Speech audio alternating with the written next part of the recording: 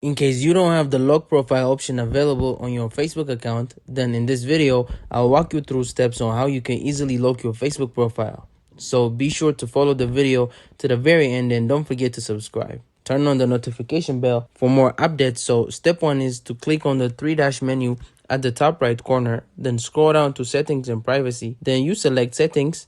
Now under settings, you navigate to audience and visibility, then select followers and public content. So from there, you ensure that all the default audience is set to friends. So by default, it will either be set to public, but you change everything to friends. So once that is done, then you can go back still to audience and visibility, then select profile and tagging. So under this, also you ensure that everything is set to either friends or only me. So you do that for every field that has the default audience set to public. So once that is done, then you can go back to your homepage, and while on your homepage, you click on your profile icon, then you click on the 3 dots next to view tools or add to story. Now from here, what you need to do is, if you have turned on professional mode, you need to ensure that you turn it off, because one of the reasons as why you don't have the lock profile option is because you could have turned on the professional mode. So you need to turn off professional mode. So once that is done, then you can go back to your profile, refresh, then you click on the 3 dots next to edit profile, and from there, now in the settings menu, you will see the option that has lock profile.